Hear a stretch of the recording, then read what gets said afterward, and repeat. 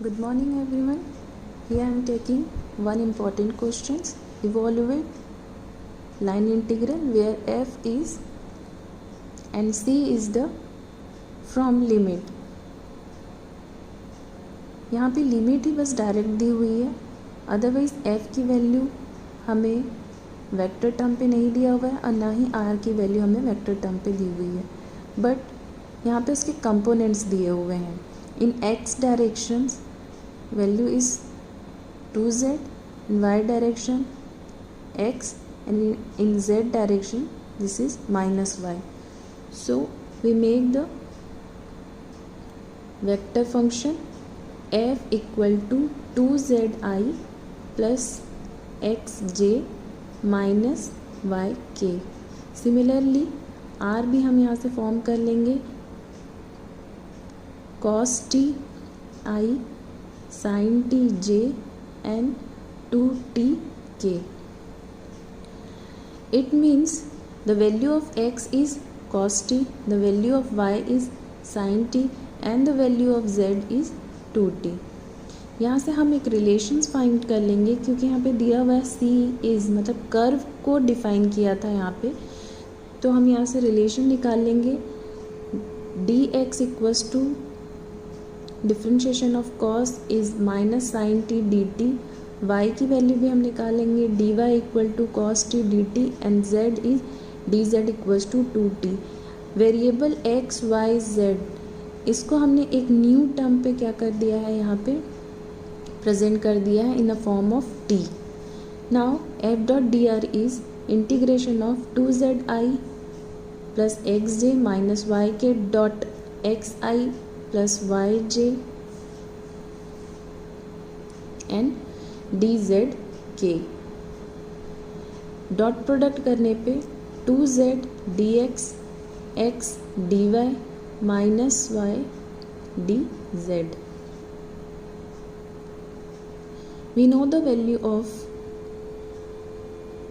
All the variable x, y and z. So ये सारी values को हमको यहाँ पे क्या करना है, अब सब्स्टिट्यूट करना है.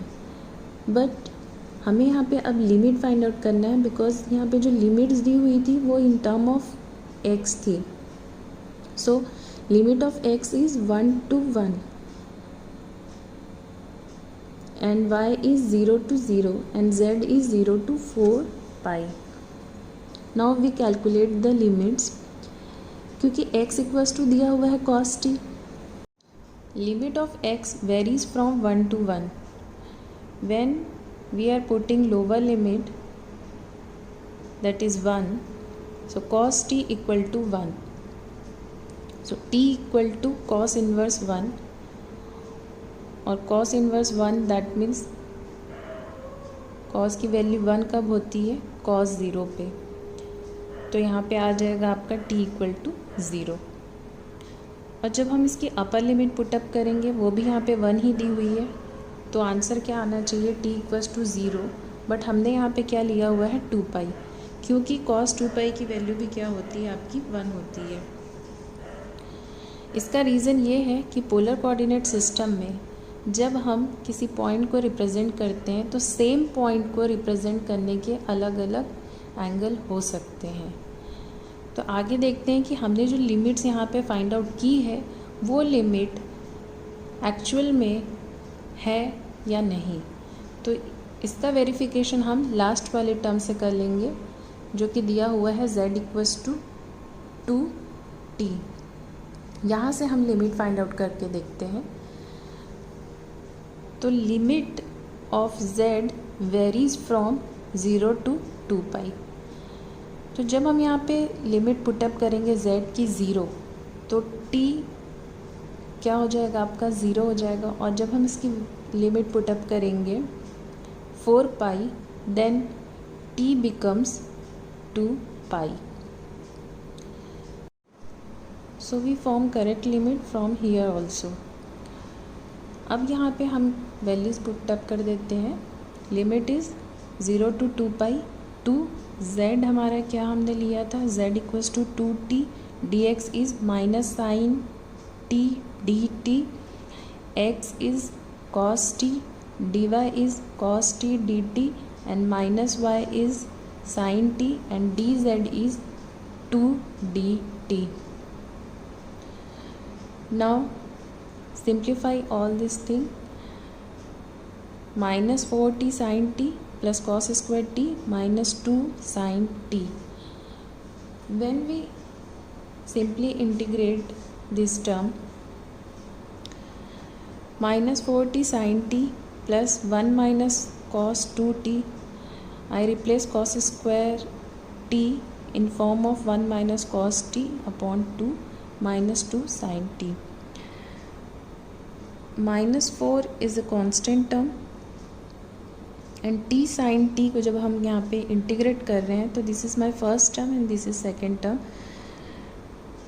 First term is as it is integration of second. sin t इज cos t minus differentiation of first term, that means 1, integration of second, so this is sin t. Now 1 by 2 is t by 2, cos 2t is minus sin 2t by 4, 2 sin t is 2 cos t. sin t का integration minus cos t होता है तो minus minus plus. Simplify this thing. Negative negative, this become positive, negative negative positive, and negative negative. t by 2 minus sin 2t by 4 and plus 2 cos t, limit is 0 to 2 pi. When we are putting upper limit, so 4 2 pi and cos 2 pi is 1, sin 2 pi is 0, t by 2, that means plus 2 pi by 2, again sin 2 pi is 0, 2 cos 2 pi is 2 only. When we are putting lower limit, it becomes 0, it becomes 0, it becomes 0, it becomes 0, or this is minus 2 and cos 0 is 1, so cancel out. This is 8 pi and pi, that means 9 pi is your required answer. Here I am taking one more question from line integral. Integration of x square plus xy dx plus x square plus y square dy, that means in the form of f dot dr, where c is the square formed by the line y equal to plus minus 1 and x equals to plus minus 1. Given that c is a curve by the line y equal to plus minus 1 and x equals to plus minus 1, that means this is our x y plane. Y equal to 1, that means this one, and y equal to minus 1, that means this one. Next is x equals to 1. X equals to 1, that means parallel to y axis, and x equals to minus 1, that means parallel to y axis in negative direction. Okay, तो ये जो curve बन रहा है आपका, ये curve, इस curve का आपको क्या निकालना है, यहाँ पे वैल्यू फाइंड आउट करना है. तो आप देखिए नंबर ऑफ लाइंस कितने हैं यहाँ पे. This is first line, this is second line, this is third line, this is fourth line. तो हम यहाँ पे लाइन को नेम कर दिया. This is my A B line. The second line form in this curve is B C. The third line is form DC, and the fourth line is DA.